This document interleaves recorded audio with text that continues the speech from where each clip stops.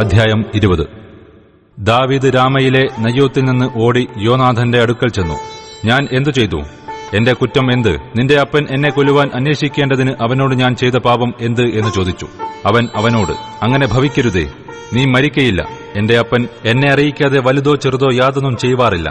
പിന്നെ ഈ കാര്യം എന്നെ മറപ്പാൻ സംഗതി എന്ത്? അങ്ങനെ വരികയില്ല എന്ന് പറഞ്ഞു. ദാവീദ് പിന്നെയും അവനോട്, എന്നോട് നിനക്ക് പ്രിയമാകുന്നുവെന്ന് നിന്റെ അപ്പൻ നല്ലവണ്ണം അറിയുകയാൽ യോനാഥാൻ ദുഃഖിക്കാതിരിക്കേണ്ടതിന് അവൻ ഇത് ഗ്രഹിക്കരുത് എന്ന് അവൻ വിചാരിക്കുന്നു. എന്നാൽ യഹോവയാണ്, നിന്നാണ് എനിക്കും മരണത്തിനും മധ്യേ ഒരടി അകലം മാത്രമേയുള്ളൂ എന്ന് സത്യം ചെയ്തു പറഞ്ഞു. അപ്പോൾ യോനാഥാൻ ദാവീദിനോട്, നിന്റെ ആഗ്രഹം എന്ത്?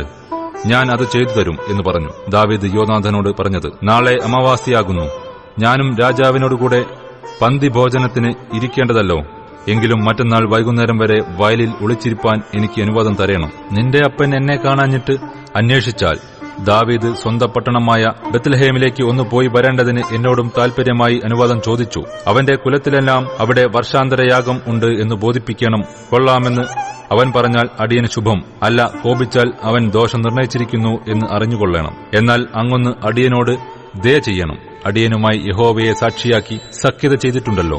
വല്ല കുറ്റവും എന്നിൽ ഉണ്ടെങ്കിലോ അങ്ങൊന്നു തന്നെ എന്നെ കൊല്ലുക. അപ്പന്റെ അടുക്കൽ എന്നെ കൊണ്ടുപോകുവാൻ എന്തൊരാവശ്യം? അതിന് യോനാഥാൻ, അങ്ങനെ നിനക്ക് വരാതിരിക്കട്ടെ. എന്റെ അപ്പൻ നിനക്ക് ദോഷം വരുത്തുവാൻ നിർണയിച്ചിരിക്കുന്നു എന്ന് ഞാൻ അറിഞ്ഞാൽ നിന്നെ അറിയിക്കാതിരിക്കുമോ എന്ന് പറഞ്ഞു. ദാവീദ് യോനാഥാനോട്, നിന്റെ അപ്പൻ നിന്നോട് കഠിനമായി ഉത്തരം പറഞ്ഞാലോ അത് ആർ എന്നെ അറിയിക്കും എന്ന് ചോദിച്ചു. യോനാഥാൻ ദാവീദിനോട്, വരിക, നമുക്ക് വയലിലേക്ക് പോകാം എന്ന് പറഞ്ഞു.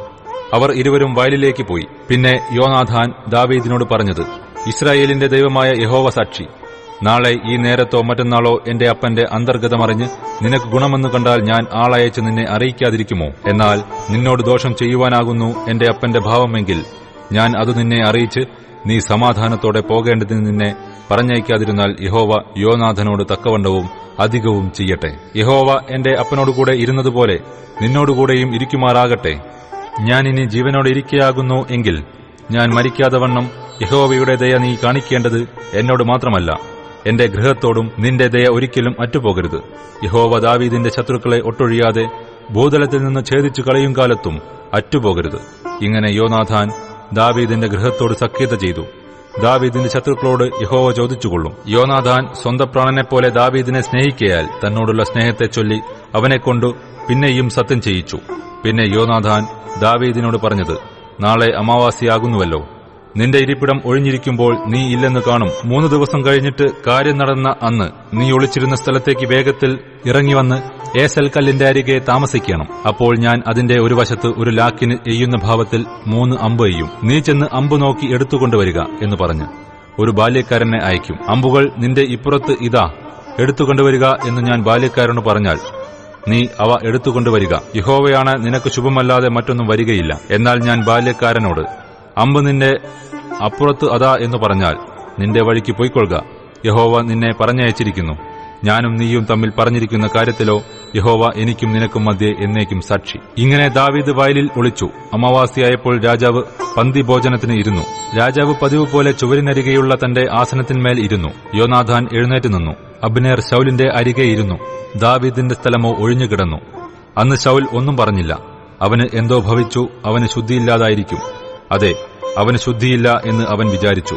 അമാവാസിയുടെ പിറ്റന്നാളും ദാവീദിന്റെ സ്ഥലം ഒഴിഞ്ഞുകിടന്നു. ശൌൽ തന്റെ മകനായ യോനാഥാനോട്, ഇശ്ശായിയുടെ മകൻ ഇന്നലെയും ഇന്നും പന്തിഭോജനത്തിന് വരാതിരിക്കുന്നത് എന്ത് എന്ന് ചോദിച്ചു. യോനാഥാൻ ശൌലിനോട്, ദാവീദ് ബത്ലഹേമിൽ പോകുവാൻ എന്നോട് താൽപര്യമായി അനുവാദം ചോദിച്ചു. ഞങ്ങളുടെ കുലത്തിനു പട്ടണത്തിൽ ഒരു യാഗമുള്ളതുകൊണ്ട് എന്നെ വിട്ടയക്കണമേ. എന്റെ ജ്യേഷ്ഠൻ തന്നെ എന്നോട് കൽപ്പിച്ചിരിക്കുന്നു. ആകയാൽ നിനക്ക് എന്നോട് കൃപയുണ്ടെങ്കിൽ ഞാൻ എന്റെ സഹോദരന്മാരെ ചെന്നു കാണുവാൻ അനുവദിക്കണമേ എന്ന് പറഞ്ഞു. അതുകൊണ്ടാകുന്നു അവൻ രാജാവിന്റെ പന്തിഭോജനത്തിന് വരാതിരിക്കുന്നത് എന്നുത്തരം പറഞ്ഞു. അപ്പോൾ ശൌലിന്റെ കോപം യോനാഥാന്റെ നേരെ ജ്വലിച്ചു. അവൻ അവനോട്, വക്രതയും ദുശ്ശാഠ്യവും ഉള്ളവളുടെ മകനെ, നിന്റെ സ്വന്ത ലജ്ജയ്ക്കും നിന്റെ അമ്മയുടെ നഗ്നതയുടെ ലജ്ജയ്ക്കുമായി നീ ഇശ്ശായിയുടെ മകനോട് കൂടിയിരിക്കുന്നു എന്ന് എനിക്ക് അറിഞ്ഞുകൂടെയോ? ഇശ്ശായിയുടെ മകൻ ഭൂമിയിൽ ജീവിച്ചിരിക്കുന്ന കാലത്തൊരിക്കലും നീയും നിന്റെ രാജത്വവും ഉറയ്ക്കയില്ല. ഉടനെ ആളയച്ച് അവനെ എന്റെ അടുക്കൽ വരുത്തുക. അവൻ മരണയോഗ്യനാകുന്നു എന്ന് പറഞ്ഞു. യോനാഥാൻ തന്റെ അപ്പനായ ശൌലിനോട്, അവനെ എന്തിനു കൊല്ലുന്നു? അവൻ എന്തു ചെയ്തു എന്ന് ചോദിച്ചു. അപ്പോൾ ശൌൽ അവനെ കൊല്ലുവാൻ അവന്റെ നേരെ കുന്തം ചാടി. അതിനാൽ തന്റെ അപ്പൻ ദാവീദിനെ കൊല്ലുവാൻ നിർണയിച്ചിരിക്കുന്നു എന്ന് യോനാഥാൻ അറിഞ്ഞു. യോനാഥാൻ അതികോപത്തോടെ പന്തിഭോജനത്തിൽ നിന്ന് എഴുന്നേറ്റു. അമാവാസിയുടെ പിറ്റന്നാൾ ഭക്ഷണം ഒന്നും കഴിച്ചതുമില്ല. തന്റെ അപ്പൻ ദാവീദിനെ അപമാനിച്ചതുകൊണ്ട് അവനെക്കുറിച്ച് അവൻ വ്യസനിച്ചിരുന്നു. പിറ്റന്നാൾ രാവിലെ ദാവീദുമായി നിശ്ചയിച്ചിരുന്ന സമയത്ത് യോനാഥാൻ ഒരു ചെറിയ ബാല്യക്കാരനോടുകൂടെ വയലിലേക്ക് പോയി. അവൻ തന്റെ ബാല്യക്കാരനോട്, ഓടിച്ചെന്നു ഞാൻ എയ്യുന്ന അമ്പ് എടുത്തുകൊണ്ടുവാ എന്ന് പറഞ്ഞു. ബാല്യക്കാരൻ ഓടുമ്പോൾ അവന്റെ അപ്പുറത്തേക്ക് ഒരു അമ്പ് എയ്തു.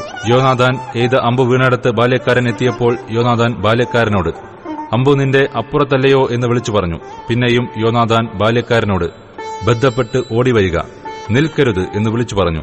യോനാഥാന്റെ ബാല്യക്കാരൻ അമ്പുകളെ പെറുക്കി യജമാനന്റെ അടുക്കൽ കൊണ്ടുവന്നു. എന്നാൽ യോനാഥാനും ദാവീദുമല്ലാതെ ബാല്യക്കാരൻ കാര്യം ഒന്നും അറിഞ്ഞില്ല. പിന്നെ യോനാഥാൻ തന്റെ ആയുധങ്ങളെ ബാല്യക്കാരന്റെ പക്കൽ കൊടുത്തു. പട്ടണത്തിലേക്ക് കൊണ്ടുപോക എന്ന് പറഞ്ഞു. ബാല്യക്കാരൻ പോയ ഉടനെ ദാവീദ് തെക്കുവശത്തു നിന്ന് എഴുന്നേറ്റ് വന്ന് 3 പ്രാവശ്യം സാഷ്ടാംഗം വീണ് നമസ്കരിച്ചു. അവർ തമ്മിൽ ചുംബനം ചെയ്തു, കരഞ്ഞു. ദാവീദോ ഉച്ചത്തിൽ കരഞ്ഞുപോയി.